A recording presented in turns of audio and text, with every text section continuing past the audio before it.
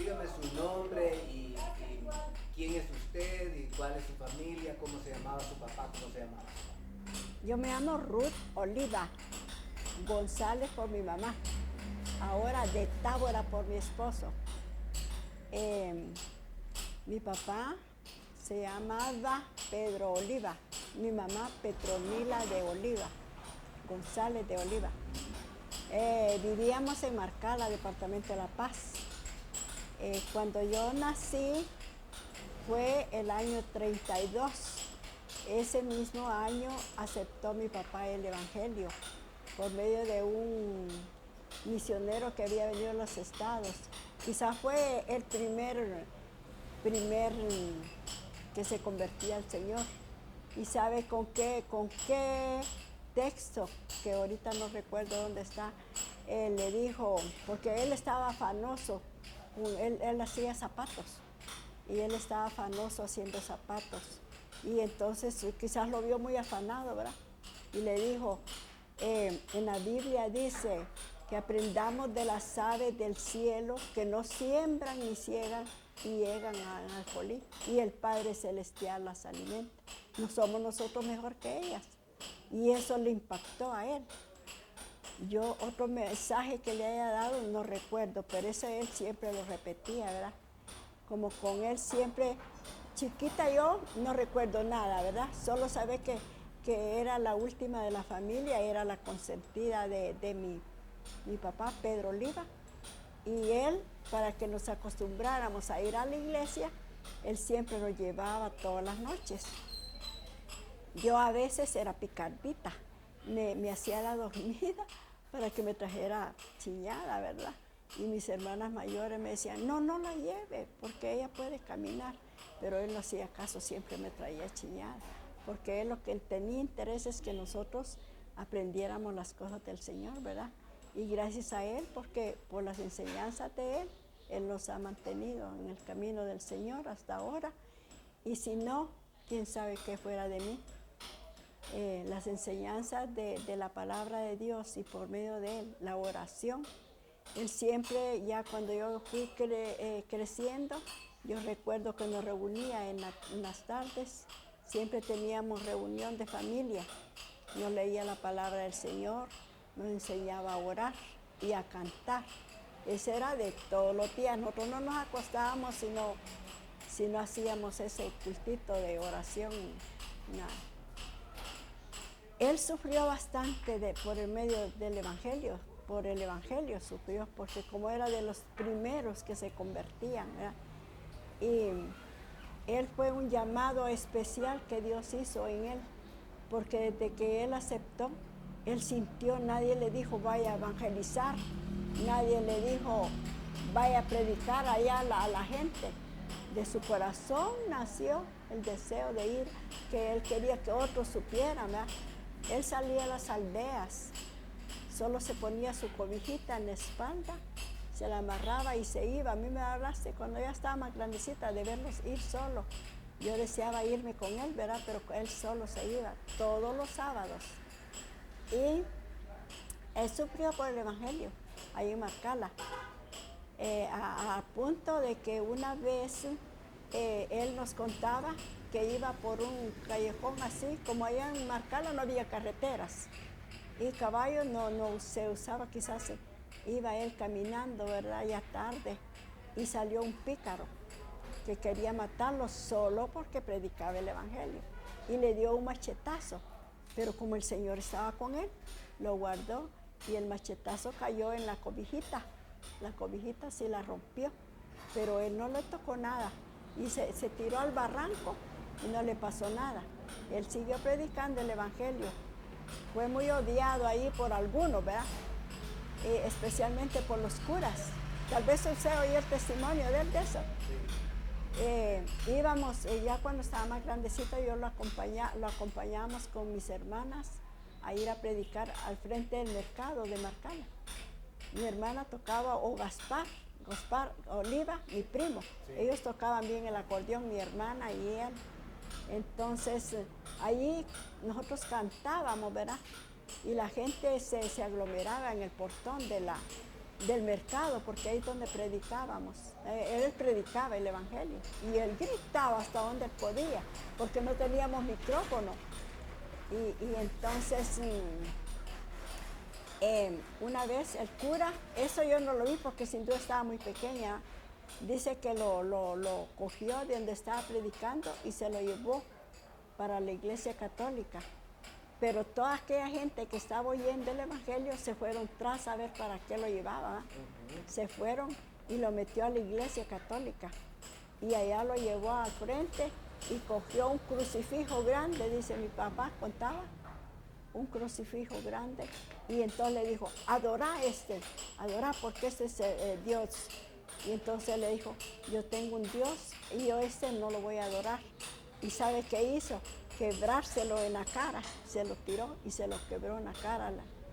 Y entonces la gente le gritaba al cura, pero él no reflexionó. Y después quería meterlo en la cárcel, pero no le dieron lugar para que lo hicieran, no lo hizo. Mi papá siempre rogaba por el cura, ¿verdad? Que él fuera salvo, que entendiera, pero él era tan fanático que no. Pero los que se vuelven contra los siervos de Dios no tienen buen fin, porque ese cura no es que él le haya deseado un mal, sino que Dios le mandó, porque él terminó loco. Es el cura Salgado, yo no supe, terminó, yo solo sé que él murió y murió loco. Se trastornó sus pensamientos, ¿verdad? Él sufrió bastante por el evangelio, pero él no dejó de predicar. Él siempre salía a las aldeas. Betel fue el primer lugar donde él hizo una congregacioncita, ¿verdad? Cerca de Marcala. Después visitó Yarula y Cabaña. Ahí por Cabañas se reunieron. Esas hermanas tienen testimonio de él porque él las visitó. Ahí formaron una congregación. El que los dirigía era, no recuerdo de él, pero fue el líder ahí también. Y se llama Betania, la casa que hicieron para celebrar los cultos ahí. Pues todo eso él evangelizó y anduvo siempre predicando el evangelio. Ese fue su lema. Como dice usted, él madrugaba a orar. Sí. Y antes de acostarse, reunión con la familia para cantar, leer la palabra de Dios. Y no es que él la leía, sino que nos ponía una por una a leer la palabra de Dios y a orar una por una también. Y así pasábamos todos los días con él. Nos enseñó a orar antes de tomar nuestros alimentos también. Darle gracias al Señor por los alimentos que nos da. Fuimos felices en el hogar cuando él estuvo, ¿verdad? Cuénteme de sus otras parientes que también han sido pastores, predicadoras, como la señorita Cristina, sí. ¿Quién más? Usted acaba de mencionar a don Gaspar. Sí. Cuéntenos de Gaspar, otras personas que fueron a estudiar al instituto y de su experiencia en el Instituto Bíblico. Cuéntenos algo. Sí, Gaspar Oliva es mi primo, ¿va? Y entonces con mi hermana Cristina Oliva decidieron ir a estudiar al bíblico. Decidieron ir a Tegucigalpa a estudiar al bíblico. Gaspar y Tina, mi hermana, ellos trabajaron en la obra. Tina fue bastante aquí en los lugares aquí de Tegucigalpa, anduvo por varios lugares. Y Gaspar también estuvo trabajando en la obra ahí en Marcala, bastante trabajó. Don María Ángela, mi prima, ella se casó con don Emilio Padilla, pero al casarse ellos se vinieron a trabajar a Jesús Teotoro, sí, y entonces ahí ellos hicieron su hogar y después de mucho tiempo volvieron otra vez a Marcala, allá estuvo de pastor don Emilio Padilla. Y ¿qué le diría yo? Después de eso, de que mi hermana ya estaba ahí en Marcala, establecida, entonces yo quería ir a estudiar también lo que ella había estudiado, ¿verdad? El bíblico. Y yo le dije a mi papá, yo quiero irme. Sí, pero no, él que no quería que me fuera, ¿verdad? No quería, y entonces, pero yo quiero ir, y entonces, ¿cómo vamos a hacer? Y entonces al ver él que en realidad yo quería ir, entonces me dio el permiso para ir. Y yo llegué allá, allá me recibieron muy bien. Ahí estaba don, ¿cómo se llama el que se murió? El que era del director del colegio ahí. Don Arturo Vesper. Don Arturo Vesper. Estaba también la Miss Francis, trabajó también ahí en el instituto. Miss Nelly también, ella trabajó ahí bastante. Aprendimos bastante. Estuve de compañeros a don Saúl Gómez, a la esposa, doña Delfa. Estuvo también tantos que éramos que no los recuerdo muy bien. Ya mi mente ya no. Ay, sí, los que más veía yo, ¿verdad? Y qué más le contara que después mi papá, como quedamos sin la mamá, ¿verdad? Entonces estuvo un tiempo ahí en Marcala. Él fue a Santa Lucía como pastor, lo mandaron, copastor de Santa Lucía. Estaba don Enrique Peñalba allá. Él fue a cooperar con él allá. Y entonces yo amaba tanto a mi papá que no quería que él se fuera. Y entonces me daba lástima de verlo ir él solo. Y le dije, yo voy a ir con usted. Y quería quedarme con mi hermana en Marcala también. Mi corazón estaba que no hallaba cómo hacer, si me quedaba con ella o me iba con él. Y entonces por fin decidí irme. Yo triste porque dejaba a mi hermana, pero siempre me fui con él. Allá estuve como 2 meses en Santa Lucía de Intibucá. Él estuvo pastoreando allá también. De ahí yo me vine, porque ya no quería estar allá, porque quería estar con mi hermana acá en Marcala. Entonces me vine. Estuve después después que salí del instituto ahí, estuve trabajando con Miss Francis. Fuimos ahí a un lugar cerca de Tegucigalpa. ¿Cómo se llama ahí donde? Al sanatorio. No. Ahí no recuerdo el lugar donde fuimos. Andábamos ahí por Minas, no fue Minas de Oro. San Juancito. San Juancito y Valle de Ángeles, sí. Ahí estuvimos como un mes estábamos dando clases de niños ahí. Yo la acompañaba a mi Francis ahí. Y estuve un tiempo muy especial ahí, impartiendo también y ayudando con los adultos, dirigiendo ahí el culto ahí también con ellos, ¿verdad? Después nos venimos para Tegucigalpa. Estando ahí en Tegucigalpa, yo no recuerdo qué pasó. La cosa es que volví otra vez a Marcala. Y estando en Marcala llegaron unos misioneros, el don David Brown, Snyder. Llegaron y yo estaba allá en Marcala con mi hermana y entonces él dijo, ¿por qué no se va con nosotros para Tegucigalpa? Pero ¿para qué? Le dije yo, usted puede ayudarnos ahí en la casa, me dijo, pero yo no sé hacer nada de hogar. Sí, pero allá va a aprender. Bueno, yo me vine con ellos para Tegucigalpa, ahí estuve con ellos y ayudaba en escuela dominical, ahí estuve con Toñita y con don Enrique Peñalba, estuvimos ahí todos.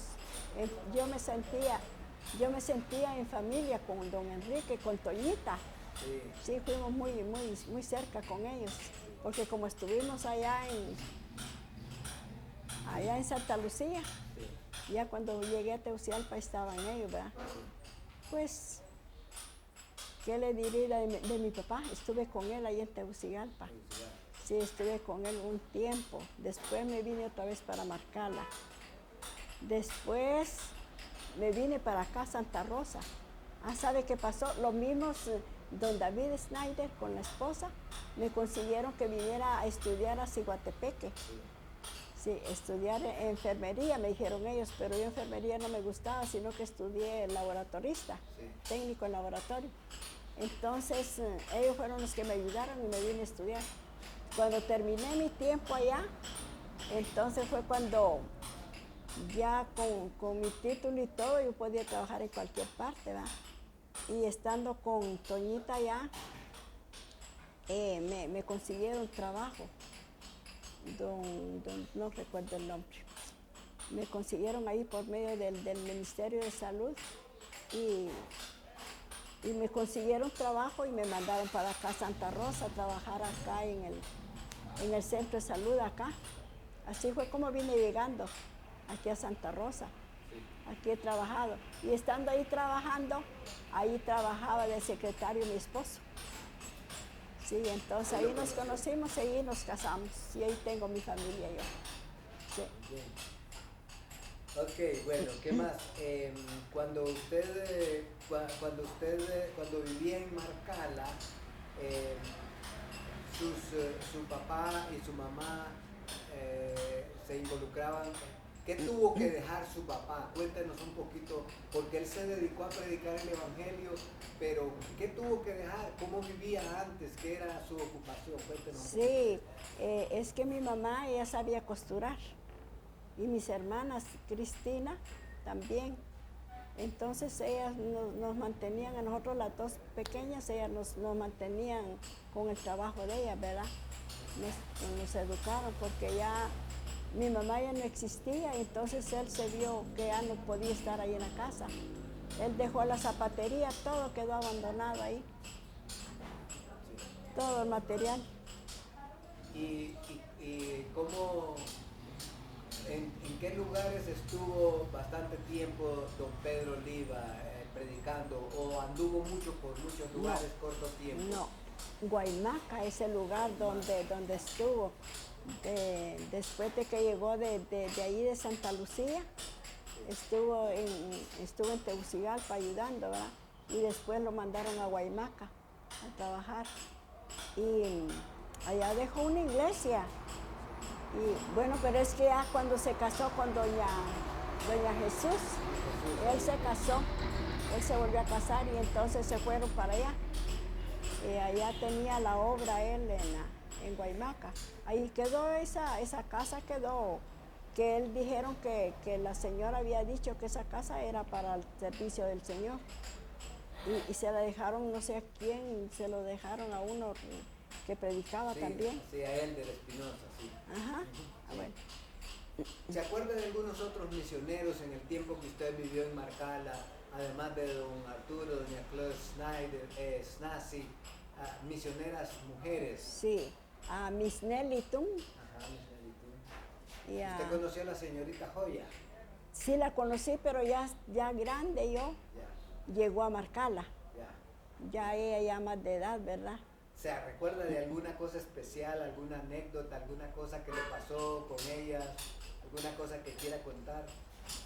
No. Ok. Estamos cumpliendo 100 años de estar en el país. El próximo año. La misión Amigos, ¿va? La misión Amigos, Iglesia de Santidad. Ah, bueno, sí. La misión Amigos en 2003 ya los cumplió. Nosotros en el próximo año, 2014. La de Santidad. ¿Qué le quisiera decir usted a los cristianos de esta nueva generación? Que urge, que como que usted quisiera decirles algo y tiene la oportunidad de decirles, probablemente van a estar 30, 50, 100 años más. ¿Qué quisiera decirles? Que vale la pena seguir a nuestro Dios Todopoderoso, que es el único que nos guarda, nos guía, nos da fortaleza, nos da gozo en nuestro corazón. Solo saber que lo tenemos a Él en nuestro corazón es una gran bendición. Sí. Yo cada día que despierto doy gracias al Señor porque es por su amor y su misericordia que yo puedo ver la luz de un nuevo día.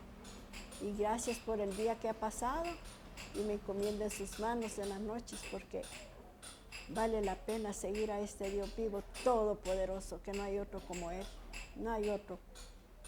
Que es por gusto buscar otro camino que quieran pensar que hay otro camino, no lo hay, solo Él es nuestro camino.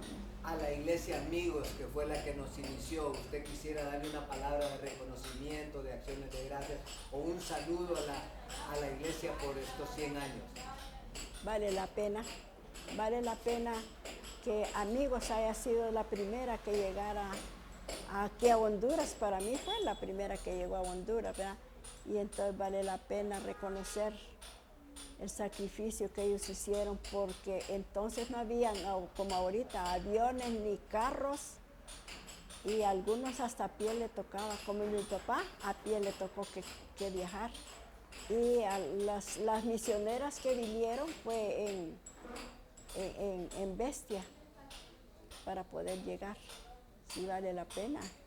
Los sacrificios que estos misioneros hicieron para traernos ese mensaje, ¿verdad?, de salvación, vale la pena. Ellos, Dios sin duda los tiene con grandes coronas allá, porque sí la ganaron, porque muchas almas. Porque mi papá era un hombre católico, romano, apostólico y romano. Él era, y si era mi tía Noya, la hermana de mi papá, era una beata, que era una rezadora que la llamaban para que fuera a rezar. Y gracias al Señor, dice que ellos botaron sus ídolos, los ídolos los botaron para seguir al Dios verdadero, porque vale la pena.